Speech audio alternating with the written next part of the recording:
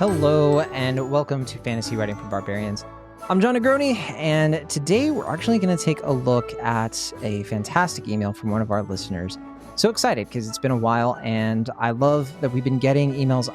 It's a little distressing because we've been getting enough emails that I feel bad that we have a little bit of a backlog. So we're going to hopefully get to a bunch of them very quickly. But today, we're going to look at one from a listener named Aaron, and Aaron is working on a kind of dark, grim, high fantasy, and I'm really excited about it. So I have the email right here. I actually have looked at the email already, and but I haven't, I don't really have notes in here or anything, but I have an idea of what we're going to talk about, so don't worry. All right, so here's the email. Hello, Natalia Emmons and or John Negroni. Natalia has read this email, but it is me, of course, John Negroni. Hello. I need help with my dark/grimdark high fantasy story. I've written so much about the plot for my supposed 4-book series called Blackened Glass Swan. Very interesting title. My problem is I have 20 pages worth of just explanation for me to use for the story. And I don't know how to slowly incorporate it without having lore dumps or useless dialogue. Here are some of my questions. How to incorporate deep interlocked history between my characters so it feels like their actions are based on their past relations. And this is 2, how to incorporate subplots that make sense based on the surroundings and not make it feel that they are turned into the main plot instead of a subplot. Interesting question. And lastly, how do I make hope feel organic in my dark fantasy story and make it feel important based on their actions and surroundings? Thank you, Aaron. All right. So yeah, it's such a fun email. So we're gonna take this step by step and to kind of distill it down because those 3 questions are very interesting. There's a lot to them, but the first question really is getting to the heart of how to reveal deep character history. Okay, so that's the big thing there. And revealing deep character history without dumping too much lore. So that's the core of the first question. The second question, essentially it's asking, how do you keep the subplots from hijacking the main narrative, right? And then lastly, the third thing was, how do you make hope feel earned in a world that is so dark, right? And I really want to get into this, but I also want to set the stage for those of you who may not know some of the nuances of what makes dark fantasy and how it differs from other types of dark fantasy, especially because we're talking about dark high fantasy. So that is a layer there that maybe not everybody would have all of the words to describe. So we'll go through that. And grimdark is the other word for this as well. So think George R. Martin, R.F. Kuang are the big names in this kind of space. And I would say too, if you are somebody who's writing dark fantasy right off the bat, I think a big misconception that people have is that it's all about misery, but I don't think that's quite right. I think the main thing with dark fantasy is that you are writing meaning within a very hostile world, right? That's where authors, again, like George R. R. Martin come in. That's where Joe Abercrombie comes in, who just had a new book come out. I haven't read it, but I'm not the biggest Joe Abercrombie reader. I haven't read a lot of his stuff, just I think the first book in First Law, and that was a long time ago. So one of these days, I need to catch up on Joe Abercrombie. I know he's well regarded for a reason. That's definitely one of my blind spots. But yeah, dark fantasy. So again, to set the stage, it's fantasy that some people would consider, it's like, oh, it's more grown up. It's kind of what happens when you take the fundamental elements of fantasy. So like the magic, the quests, the kingdoms, but then you strip away all of the comfortable stuff, the comfortable certainties that defined the genre so long. Think things like plot armor. Why do people love Game of Thrones and A Song of Ice and Fire more broadly? Well, it's because anybody can die, right? Even the main character can die. At least that's how it was for, part of it. And so that was something that in traditional fantasy, people weren't used to, right? The kind of traditional fantasy that Tolkien perfected, right? With Lord of the Rings, Hobbit and all that. It gave us these worlds with very clear moral lines. You had your dark lords, you had your noble heroes, and your evil was purely evil. And good was always just, starlight good.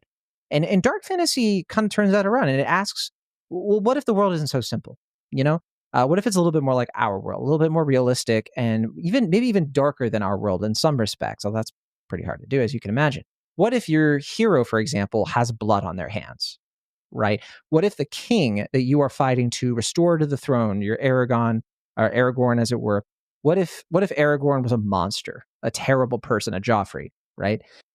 In essence, dark fantasy is fantasy that acknowledges some very difficult truths, which is that power corrupts. Good intentions can lead to horrible consequences. Sometimes there are no good choices, right? Only choices between different kinds of terrible.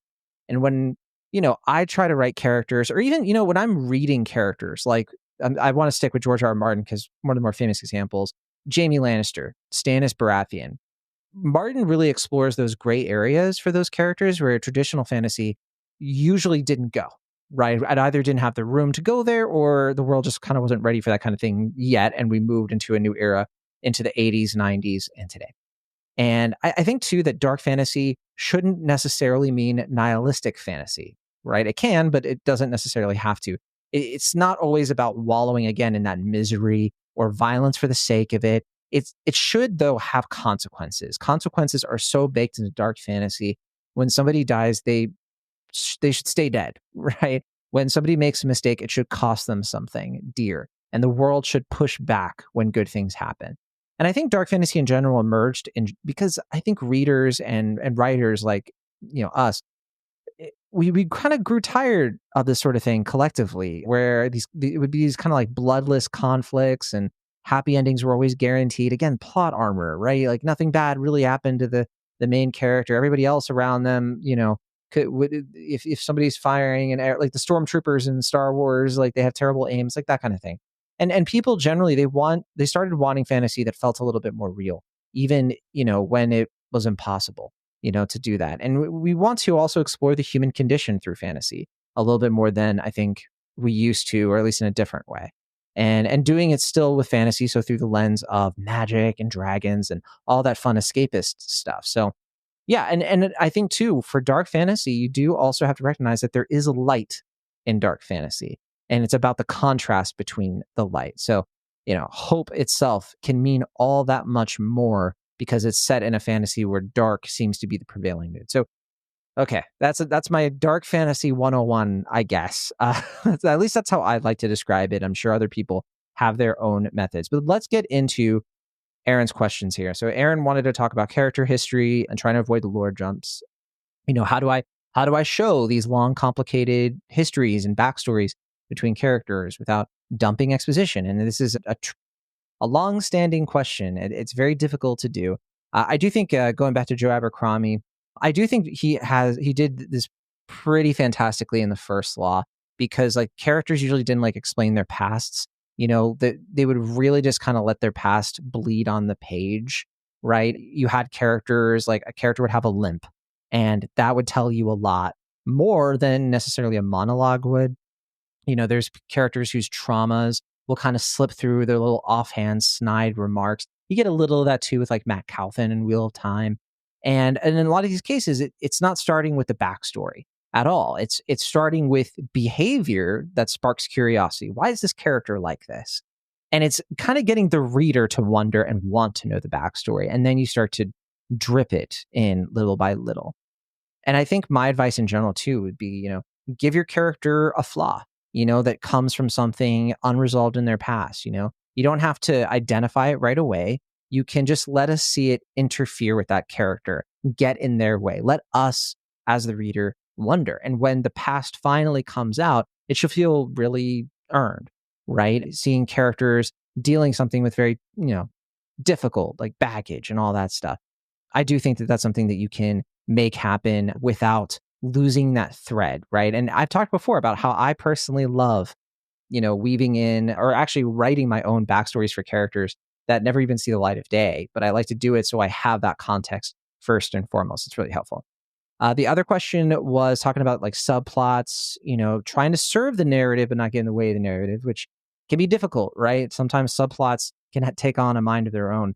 First fantasy novel I did had, it had subplots, but it had kind of two main plots and it had subplots. There was a lot going on in that novel. And this one's definitely tricky, right? Because subplots often feel like they're taking over when they have their own stakes, their own characters, their own pace.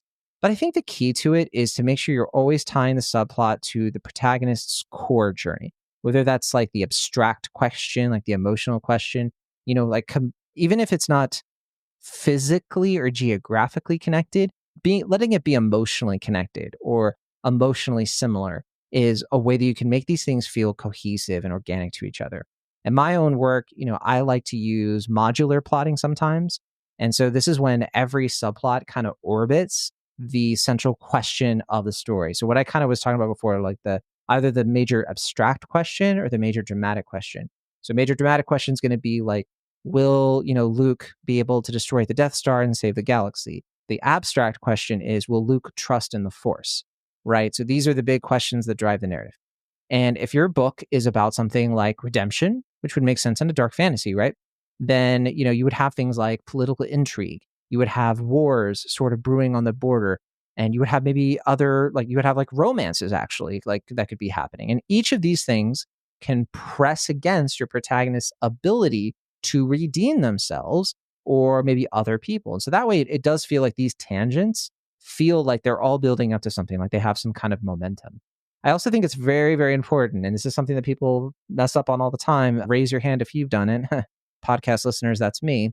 Give your subplots a clear finish line. This is so important. A subplot without a resolution, it can sometimes feel lazy. It can feel like it's trying to just set up other books in kind of a cynical way. And yeah, I think that if you're mapping it out, this shouldn't happen, right? It's in outlining. I get it. Some people think it's not for them. There's a way to outline though that might be different than your preconception that can help you with these things. But yeah, map it out. Your beginning, your midpoint twist, and the ending, and ask yourself, what does this subplot do for the main arc? I can't tell you how many times I've been working on a book and I just cut subplots out. I'm just like, I have these characters, they're doing this, and it connects, like they, but it doesn't connect enough to justify all these extra pages. And so I usually just cut out or I used to. I don't do it as much anymore. I've gotten a little bit better about it as I've, grown as a writer. But yeah, I would say, ask yourself that question. What is this subplot really doing? And if the answer is not much, right? Maybe you don't cut it out entirely. Maybe it belongs in book 2, or it belongs, in that little trash folder in the corner of your screen. And then the last question was about trying to make hope, organic and feel like right, in a grim, dark kind of story. That's a big question, and it's a fundamental question of dark fantasy. Hope in our world can sometimes feel like, where is it? Like how do you, like, who has it? I want to find some if you know where to get it. But this is, believe it or not, hope is the heart of dark fantasy. It's like I was saying before, the contrast between dark and light is every bit as important as the emphasis on the darkness, right? You can't really have a grim, dark story if you have something to compare the darkness to. And a lot of grim, dark stories I've read do collapse into nihilism, and everything is corrupt. Everybody dies. Nothing matters. And look, that can be a very powerful book for some people and for many people, right? But it's not for everybody, right? And for a lot of people, even who are open-minded to it, it's not always sustainable for multi-story books. Like typically books like that kind of work if it's like a standalone, but if you're trying to do like 4 books, I felt by the time you get to the second book, you're like, oh, everything's too sad. I just, I feel like I'm investing in something that's just, bringing about painful suffering for me. Because when you think about it, I mean, readers, they don't really want to connect to despair, right? They want to connect to struggle, not despair. They want to connect to things like resilience and fighting for something better, small victories, right? Even amidst all the big failures. And yeah, so in other words, hope matters more in a dark world because it's rare or rarer, right? It actually costs something to get it, and not everybody's willing to pay it. And my rule of thumb typically is to let the character really earn every hopeful moment. That really helps. Don't hand it to them. Don't let it be automatic. Really make them bleed for it. Really make them work for it. When they do get it, like, even if it's like the briefest smile on a character you don't see it coming for, or like one night where things are just safe. Everybody's having a good time hanging out in the tavern, and there's no like big fight, but there's just like a game night, I remember, I think it's the first Song of Ice and Fire book. There's just this like little story that like Arya tells about the time she and her siblings, pranked. I think it was Bran. I don't even remember, but like, it's just this fun little story about these, her recollecting on like how much fun she used to have with her siblings before everything went to, what.